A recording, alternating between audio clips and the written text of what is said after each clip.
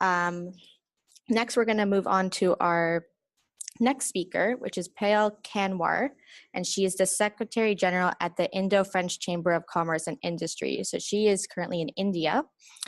Ms. Kanwar is the Secretary General of the Indo-French Chamber, like I just said. She is a gold medalist and topper of French honors in Punjab University and holds a master's in corporate communications from NEOMA Business School in France. She has over 10 years of experience in the field of international business relations, public communication, and advocacy. Prior to her present role, she has held senior positions at the Embassy of France in India and BNP Paribas. Ms. Kanwar played a pivotal role in building the activities and developing the chamber to emerge as one of India's most active bilateral chambers in India. She has facilitated a number of interactions between French companies and the central and state ministries in India and initiated various dialogues to promote the government of India's Make in India campaign and her work with the Department of Industrial Policy and Promotion, Ministry of Commerce and Industry, and the government in India. Under her leadership, IFCCI has grown in stature as a nodal organization for advancing the interests of France and its cooperation with India. Ms. Kanwar was awarded Outstanding Woman Leader for Excellence in Indo-French Relations by the Indian Council for UN Relations and the Government of Delhi in March 2017. So welcome, Payal. She will be speaking today on the best practices of member engagement. So if you could just share your screen now. Thank you so much. Can you hear me? I can hear you just fine, yes. Okay, great, perfect. So I'm just going to share my screen now. Great. Okay, so good morning, everyone. It's still morning over here. Can you see me as well? I have a video. Not sure if you can you see me now? Yes, we can see you there. Great. Okay, so I'm going to be talking about membership engagement for our chamber and the different ways in which we engage with our base of 550 members based across the country. But first of all, I'd like to perhaps take you through some of our activities. Yeah, okay. So just in brief, I'd like to explain a little bit about our chamber and what we do. We're a 40-year-old chamber. In fact, last year we celebrated our 40 years of existence, and it was a very big year for us in terms of the different initiatives, in terms of our communication, in terms of our engagement as well with members, since it was under the flagship of the 40 years. We have a presence in 4 cities, so the 4 big metropolitan cities in India, which is Mumbai, Delhi, Chennai, and Bangalore. Historically, our office was set up in Mumbai, and then the other offices were created over the years. We're also now developing a presence in other cities out of these metropolitans in order to ensure that we have a presence in other key important cities. We're a team of 26 people spread across the country.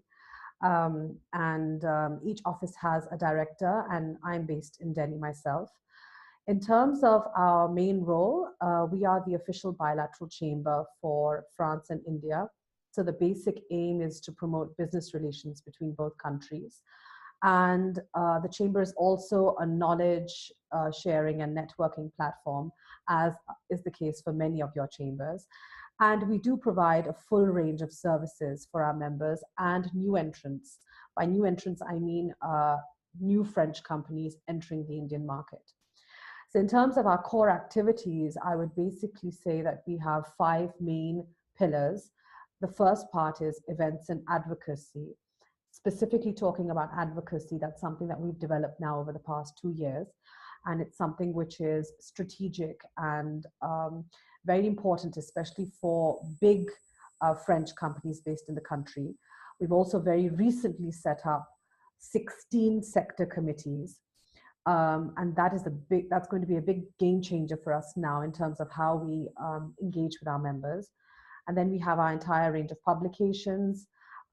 We also have business support services. Now, this is a full range of services, including company setup, hand-holding, our business centers, payroll management. So essentially for French companies setting up their businesses in India. And then lastly, we have an employment services desk, which has been set up now since the past 5 years, um, which is doing extremely well as well. So we work with a lot of companies in terms of their recruitment needs. And we did about 100 placements last year. So that's in terms of our activities. As I had mentioned earlier, we have 550 companies across the country, and we're growing at about a 15% rate year on year. Next, yes, just very quickly to mention that our chamber is a part of a global network of French chambers under the umbrella of the CCI France International. In fact, I think we have the French Chamber of Myanmar speaking today as well. My colleague Guillaume will be speaking. So our chambers belong to this very strong network. And this is definitely something that works to our advantage because we're able to meet regularly, we're able to interact, we're able to share best practices like we are doing today. Yes, so in terms of our presence now, India, as you know, is a large country with a population of over 1.3 billion inhabitants. So our presence today is in the 4 biggest cities in the country. But like I mentioned, we are also now looking at venturing out into other geographies to ensure that, you know, we have a wider reach. And the recent offices we set up were in Chandigarh, which is in the north of India, and Pune, which is located close to our Mumbai office. But as you can see, Eastern India is quite empty. There's not much happening. So we are now looking at venturing out into West Bengal, which is, again, a very large state with more than 19 million inhabitants. Among our members, this is just a snapshot of some of the members who are a part of our chamber. So it's essentially French and Indian companies.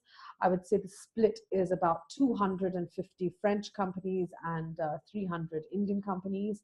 The Indian companies do have some sort of a relationship with France. So that's a little about our members. Now, coming to the topic at hand, I'm going to be talking a little bit about how we engage with our members. This is also something that we've obviously been developing over the years. And I would say that last year was a very important year for us because, I mean, we had a lot of new initiatives that came out of the chamber. So it was a good year for us. And we hope to continue the momentum this year as well. So we do engage a lot with our members through our events. Now, I would like to mention that we organize more than 100 events a year. So that's roughly between 2 to 3 events a month per city per year. And these events are largely split up into workshops, which are more technical and closed door in nature. And then we have our large format seminars and conferences. We also organize a lot of networking evenings and third-party events. So third-party events are essentially for companies who are looking to outsource an event for their specific needs or requirements. So we become event organizers in that case. Now, how do we really engage with our members during our events? So number one, we ensure that all of our topics are relevant in terms of market trends, in terms of expectations of our members. So we do also send out regular questionnaires, and we do obviously regularly interact with our members to understand what their needs are. And specifically, if we talk about India and the Indian landscape, you know, it's a country where laws and regulations are constantly changing and evolving. So there's a lot to follow up on in the country. So that's something really that we focus on. We make sure that our topics are very relevant. Number two, we also provide speaking opportunities to our members during our events to ensure that they are able to participate and contribute to our events. There are obviously networking opportunities during the event. But we also do ensure that our team is able to be present to also provide personal introductions to our members, because something we've realized, and I'm sure it's similar for a lot of other chambers in other countries, is that our members do have very high expectations in terms of widening their networks and in terms of their own business development. And they do expect a lot from the chamber in that sense. So we do make sure that we are available to ensure that they are meeting who they would like to meet. And we also do from time to time take care of post-event introductions. So if a company was present for an event and they'd like to reach out to somebody who would come for an event or the speaker, we do ensure that that communication is taken care of. So that's in terms of our events. Yes, it's just the slide was just to show you the kind of events that we've been focusing on. So we are working on a variety of topics, a variety of industries as well. Our biggest events in the year, for example, our annual gala, where we have, we organize 2 galas a year, so we alternate between 4 cities. And we have a consolidated participation of about 600 guests. The union budget is a very important event in India because the budget is announced by the government every year.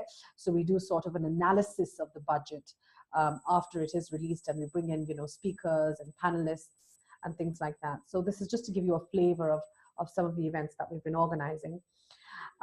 Just to show you some pictures of the events that we've been organizing. If you can look at the top left picture, this was a very exclusive event we organized for CEOs and a very important personality in the government of India. This is a closed door event, and we had about 60 CEOs. So again, it's a lot of, it's a great opportunity for them to meet with important people in the government. And then, yes, it's just to give you an idea of the kind of events we organize in terms of networking and conferences and seminars.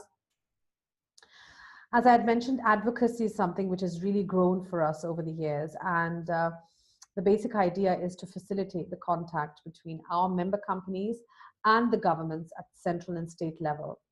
And what we do in this case is we either meet with a Ministry of Commerce and Industry, or even a specific ministry. So we've worked a lot with the Ministry of New and Renewable Energy. We've worked a lot with the governments in the different states. We've also worked with, I mentioned the Commerce and Industry, the Ministry of Power, the Ministry of Food Processing. So what we do is we gather companies belonging to that sector, and we prepare these roundtables very well. So we try to first circulate a survey, we try to understand their needs, their challenges. So why this came up is because, again, India is not always a very easy country to do business. Like I mentioned, the regulations and the landscape, it's constantly evolving, and companies are also trying to grapple with the way they do business in India. So for us, it's important to position ourselves as an intermediary between these companies and the government. So what we also do is we publish white papers, and these white papers are very important because they basically state the kind of challenges these companies are facing, and we also propose certain recommendations for the government. And I can give some good examples because one or two of these interactions have actually led to a change in policy, which is really, I feel, a core part of what chambers should be doing. So advocacy is something which goes on very well. This is just, again, to show you in pictures. Very recently, we organized a meeting with the Chief Minister in the state of Maharashtra, which is a large state in India, and we have probably about 80 French companies operating in that state. So those are the top pictures. In the middle, we met with the Chief Minister of another very large state. And below, again, we did a roundtable. So you can see the white papers that we've published. We've done a lot on energy. We've done work on solid waste management. We've done work on retail as well. So this is a very high value addition for members, I would say. It's really something that they expect from us. Yes, so sector committees. Now, this is something which I'm sure is very common in a lot of your chambers. But for India, we hadn't really set up any sector committees because it was a bit complicated in terms of geographies, in terms of organization, in terms of whether members would really stick with these committees. So this February, we set up 16 sector committees. And what we did was we had a look at our entire member database, and then we identified all the key sectors, and then we identified which committees we would be setting up. Now, I must mention that our president, who was elected in September, has played a pivotal role in this personally with myself and our team to structure the committees and how they will be organized. So each committee is led by a president, a chairman, and a vice chairman, and these are representatives of French or Indian companies. So we've tried to have a balance. Since we're a bilateral chamber, we have a French representative and an Indian representative for each committee. And they have a mandate. So their mandate is, number one, to drive membership, to bring in more members to the chamber. Number two, drive an agenda, to have a set agenda in terms of what they wish to achieve out of the committee. So they will be setting up a roadmap for the entire year in terms of events, in terms of newsletter, in terms of B2B meetings, in terms of site visits. So, and each chairman obviously has the liberty to engage, to involve their own teams within their companies to ensure that the workload does not become too much.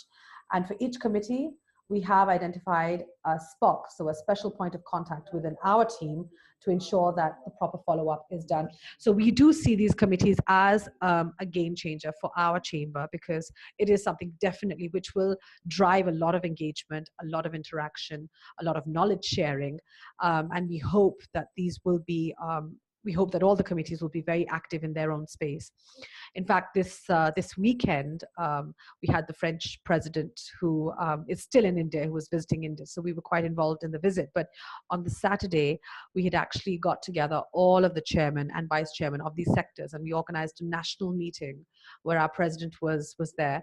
And we had a roundtable discussion in terms of how we are structuring these committees. So we do see this as something very important in terms of engaging with our members. The third aspect I'd like to mention is our publications. Now we have about 3 or 4 publications. We have you can see an image of our quarterly magazine called La Lettre, but we have an e-newsletter which is sent out monthly. We have our members directory. We have a privilege guide. So we do offer members the opportunity to publish byline articles, and we do interview members as well. Now, obviously, we have to ensure that these articles are relevant to our members and our readership. So they are sent for approval to our editorial team, but we do give that opportunity to our members. Secondly, I'm sure, like a lot of you, we do have advertisement space in all of our publications. And thirdly, since we have an international privilege guide, which you can see on this page, we do give members who are in the space of, who are either service providers or those who have products, they could put out an offer for our member companies as well in this guide, because this guide is all about providing discounts on a lot of services and goods. So they have an opportunity to put in their offer in our publications. So that's it for me. I hope it was relevant for all of you. I don't know if you would have any questions or any comments or any remarks. I'd be more than pleased to interact with you. Thank you. Thank you, Payal. Thank you for that presentation. I'm sure member engagement is a very relevant and hot topic for many chambers. So I'm sure a lot of people took a lot away from that. So I'm going to open the floor up now to a discussion. If anyone would like to ask any questions to Payal about member engagement and about her presentation.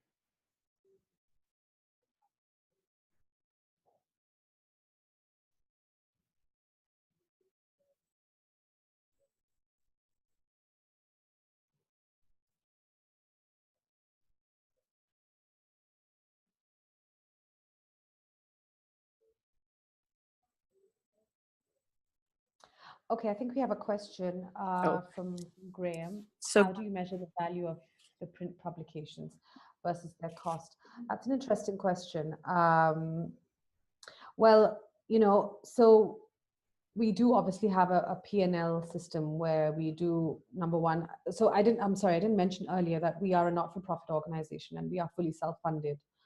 And so we do have very stringent guidelines in terms of the revenue we're generating and the costs that we have. So it's a very important exercise for us. But we do regularly interact with our members and our board, especially, who is involved in this.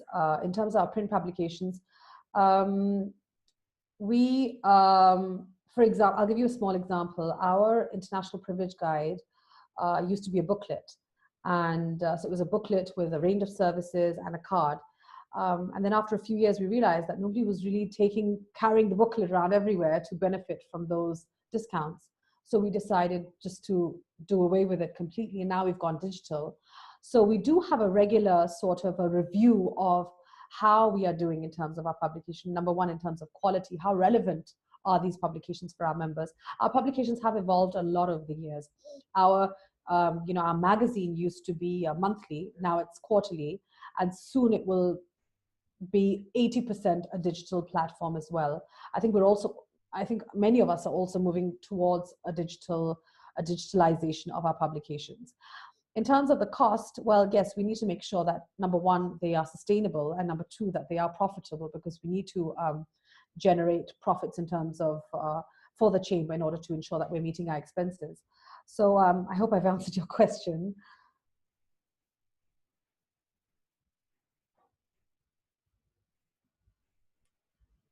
Thanks, Graham. Thanks for your question.